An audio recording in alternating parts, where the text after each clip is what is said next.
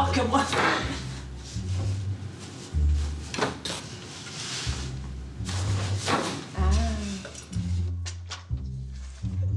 Non! Yes! Ta gueule! On est chanceux!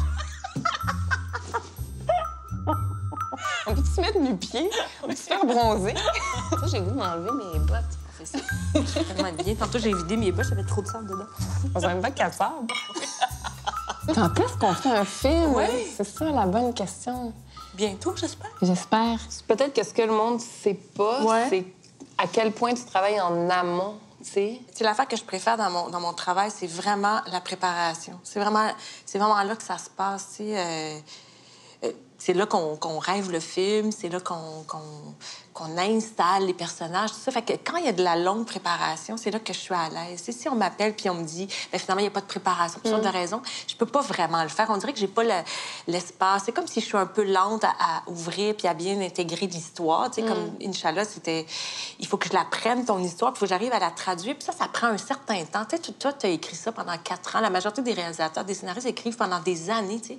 Moi, je peux pas arriver en quelques semaines, arriver à tout saisir ton univers, le prendre, l'embrasser, puis après le traduire. Parce qu'évidemment, après, la réalité fait qu'on est obligé de traduire. Ça pourra pas être comme tu l'as écrit, mais pour que ça se rapproche le plus près possible, c'est là que, je pense, c'est là que ça se passe, dans toute la préparation, puis le temps, la réflexion, puis le temps qu'on doit passer, toi puis moi, ensemble aussi. T'approprier mon univers Oui. que je construis, moi, dans ma tête, mais pas juste dans ma tête, parce que moi aussi, je suis allée sur le terrain avant, mais j'ai avancé quand même pas mal tout seul. Oui, tu sais. oui. Puis moi, je connais mes personnages, mais là, il faut qu'ils deviennent plus juste à moi.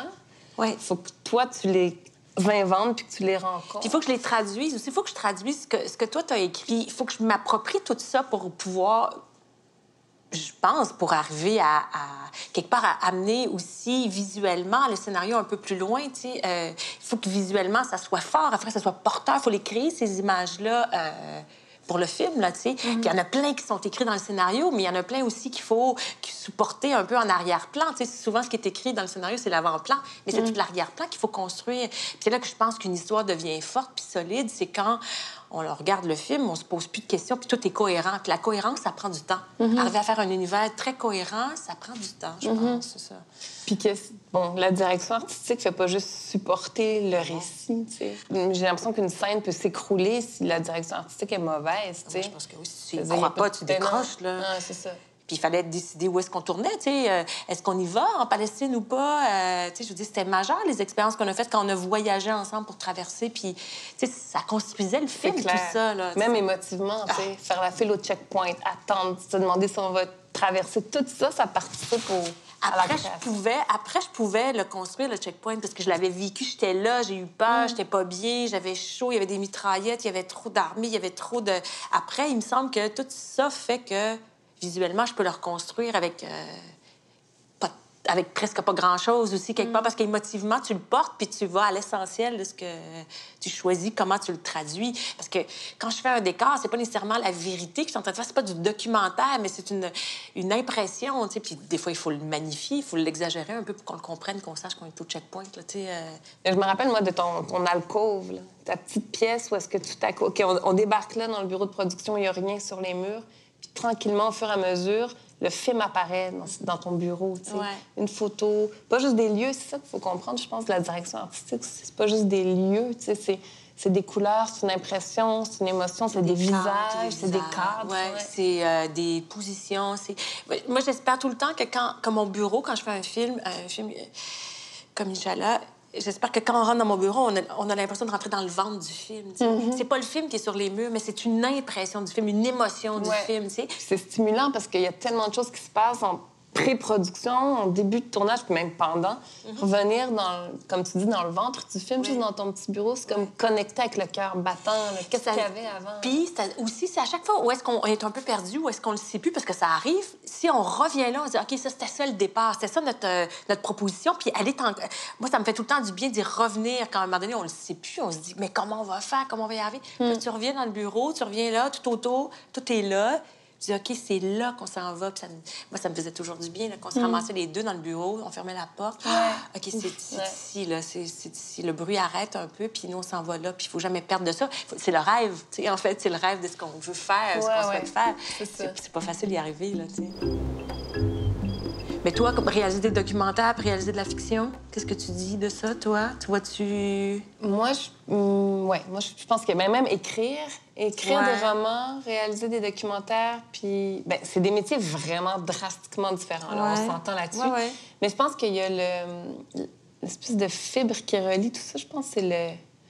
Mais t'as la même chose. Je pense que c'est pas pour rien qu'ils nous ont mis ensemble. Ouais. Je pense que c'est l'intérêt réel pour l'humain. En Ah fait. ouais, c'est assez profond. Une vraie... c'est pas que de la curiosité, c'est profond, là, Oui. tu sais. Oui.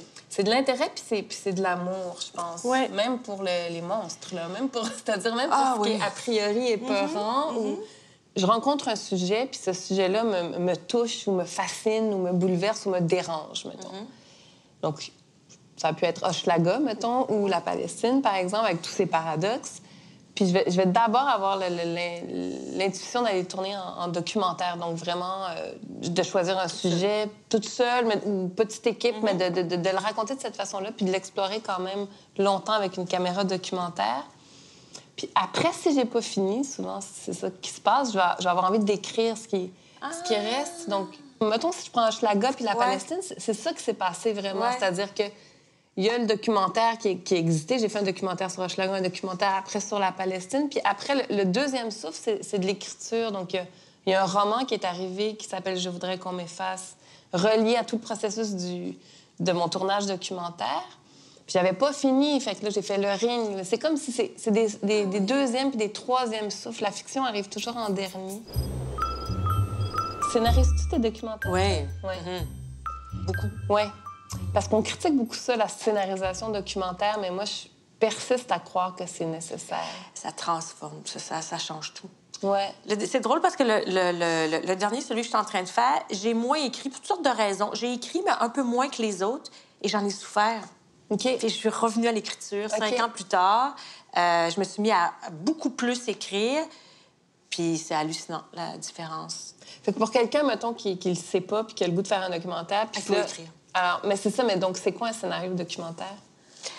En tout cas, moi, comment ça se passe tout le temps? J'ai tout le temps mon début puis ma fin. Après, ce qui se passe entre, moi, je fais comme toi, je pars toute seule avec ma caméra, je fais beaucoup de recherches toute seule. Puis là, l'écriture se fait. Fait que j'ai écrit souvent des scènes, en fait. J'ai souvent écrit un peu des scénarios comme des fictions dans mes documentaires. Après, il est arrivé plein d'affaires. Mais les grands événements sont là. Rester ouverte à ce que la vie te propose, à la surprise, c'est la beauté du documentaire Oui. aussi, là. Ça, c'est aussi important, mais... Moi aussi, je trouve que le scénario documentaire, ça reste comme ta colonne vertébrale. Tu te dis, voyons, parce que la vie peut tellement t'amener partout. Voyons, quel film je faisais donc? Ah oui, c'est vrai, c'est ça. Exactement. OK. Sinon, après, c'est au montage que c'est catastrophique parce qu'on a trop tourné, tu sais, puis là, on est perdu dans notre sujet, tu sais. Oui, c'est quelque chose, le documentaire à monter. Là. Ah, Moi, ouais. j'ai des vertiges incroyables. Mais Ouais. en fiction aussi, le montage, là, c'est... Moi, j'ai découvert la définition du mot angoisse quand j'ai monté mon premier film. Je savais pas c'était quoi. Tout le monde me dit angoisse. Non, OK, angoisse, c'est ça. C'est ça. Moi, ça m'angoisse, le montage. Vraiment. Je trouve ça vraiment difficile. Mon Dieu, tout s'ouvre, tout redevient possible. On dirait que tu as l'impression que c'était fini, mais pas du tout. Puis il faut encore être comme très, très ouvert. Oui. Ben, en tout cas, je pouvais pas imaginer un blind date. Ben, dans le fond, c'est drôle parce qu'à la fois, c'était comme vraiment surprenant, mais... Mais moi aussi, mais j'ai même pas pensé que ça pouvait être toi, mais c'est tellement moi non extraordinaire, non? Moi non plus, j'ai pas pensé à toi. Je suis comme contente, parfait. ouais. Je suis tellement contente de ma date. Je suis contente avec de ma la- date.